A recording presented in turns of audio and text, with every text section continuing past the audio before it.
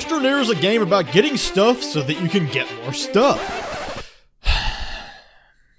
I really could have made that sound less boring. However, yes, Astroneer is all about getting things, so learning how to do so proficiently is an absolute must in order to get the most out of your experience, and I, being the polite, likable youngin' I am, have manufactured 7 habits that will allow you to do so. That being said, nevertheless, therefore, let's jump straight into this with 7 habits you must develop in Astroneer. Our first essential habit in Astroneer is going to be gathering soil with your large rover instead of using your terrain tool, because even with the wide and boost mod, the large rover is still so much better than your terrain tool for gathering soil if you put a drill on the front just like this. Now, the amount of soil you can gather with this is absolutely insane. As you can see on my main survival save here, we have a ton of soil we can fit in here because we have, I don't even know how many of these, and each of them can hold 24 small soil canisters, so this is an absolute ton of soil, obviously, which, you know, honestly, you don't really have to go to that extreme. One trailer full of this is still an amazingly large amount that will last you a long time, so you do not need that much, but it just goes to show that this thing can hold a lot, and it gathers it quick. And so what I recommend you do, and as you can see right here, I am just a short distance away from my base, but I'm not too incredibly close, and what you do is you just start mining the soil just like this,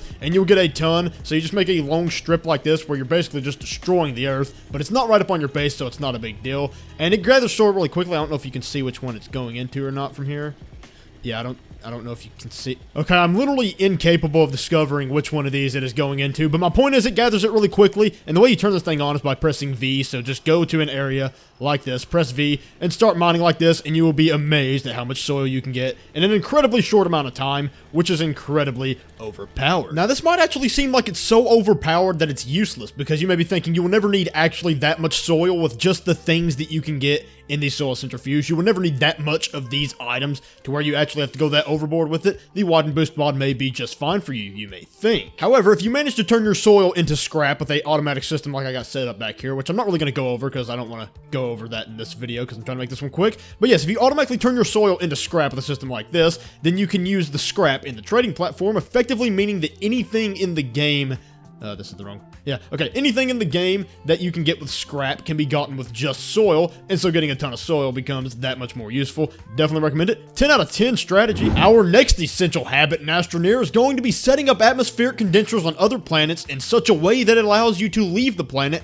and not have to worry about sitting there AFK on the planet waiting for it to happen, because that is absolutely miserable. Nobody wants to stay here the whole time the atmospheric condenser is doing atmospheric condenser stuff. Now, as you can see here, I made this an early game sort of design, something you can afford pretty dang early. Not exactly early game, because the atmospheric condenser itself isn't really early game, but this is something you can get pretty early in the game. Right here is set up with just solar power and wind power, and when you leave, this will still continue to do stuff. So you will come back, and both of these will be full, and you can basically just switch it out with the one on your shuttle, and then come back later and it will be full again. It's an absolute genius strategy, and as I said before, you can beef this up if you want to in the late game in order to make it even better and more efficient, but in the early game you can set it up like this, and as long as you leave for long enough, you'll come back and they'll still be full even though they aren't getting full power. Our third essential habit in Astroneer is going to be to use beacons on other planets. Now, I actually mentioned this in my last video, so I'm going to keep this brief, but I still had to include it because it is indeed an essential habit. When you land on another planet, you may think that you're going to remember where your base is, but we are often very wrong when we believe that, and since a beacon is so cheap, we should just make the habit to actually craft one.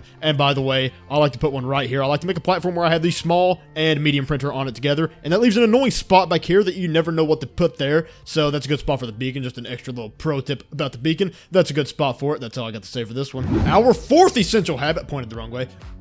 Our fourth essential habit in Astroneer takes place in a pitch dark cave. If only there was something I could do about this so that you can see.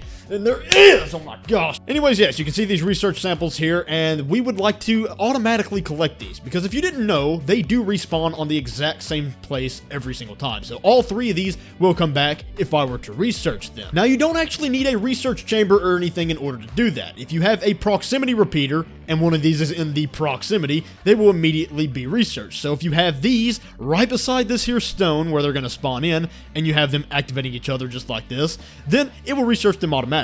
Now, you can just do this. You can set 2 proximity repeaters right beside each other so that they are activating each other at a ridiculously fast pace. However, if you get a bunch of these doing this, that could cause some lag, because that is what's happening. They're not just constantly on, they're actually activating each other really quickly. So that could be laggy. So if you want to avoid lag, we can do something similar where whereby we are activating a proximity repeater, but we're doing it at a much slower rate so that it doesn't lag at all. And the way you would do that is with a button repeater, a delay repeater, and of course you need the proximity repeater in order to get the bytes. And what you do is you put the button repeater on top of the delay repeater, then you crank this up to the max, and then you put the button repeater by pressing F on the ground. You can make it split 2 different ways, and you make one of them go to the delay repeater on the bottom. If you can do that, you gotta have skill that I know. Okay, there you go. And then you make the other one go to the proximity repeater, and then when you activate the button repeater on top, it will make a very slow clock where every once in a while the proximity repeater will turn on. And obviously, if we put this over here, we're going to get bytes researched, and this will work no matter where you are. If you are like on another planet, it does not matter. Nothing matters. No matter where you are, these will respawn on cue, and they will be researched when this goes off. So that's why it's epic, because you can put this wherever you want. Our 5th essential habit in Astroneer is that you should go to Glacial as your first planet. Now, this is another thing that I actually mentioned in a previous video, but the reason I wanted to bring this up is because we were just now talking about bytes, specifically getting them automatically with samples just like this. But Glacial just so happens to be like the very best planet in the entire game to get bytes on. So if you do what I mentioned in the last one, which is getting bytes automatically, but you do that here, you're going to be getting 7 times the bytes you would get on the home planet. So just put one of these systems like this on Glacial instead of the home planet,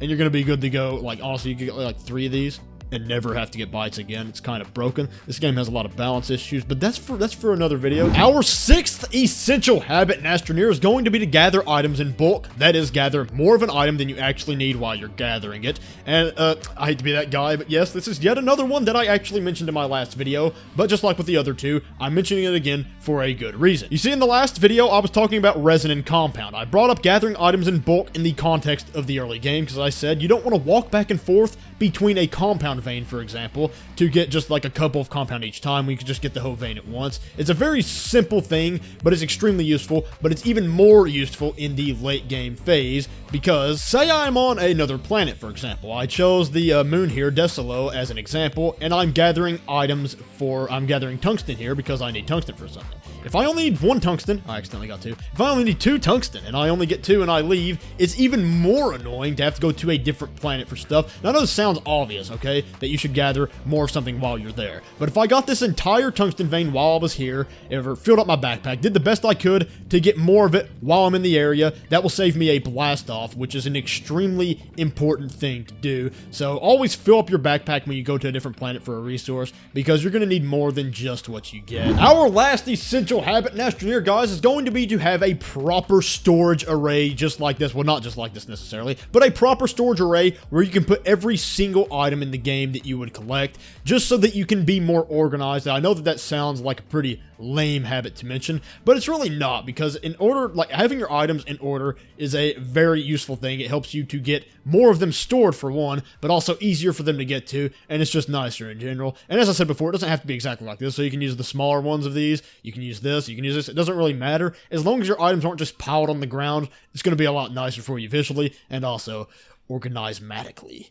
That's not a word. Also, I'm not really going to do an outro because that takes a lot of brain power. I don't really have such a thing, so this is the end of the video. Subscribe.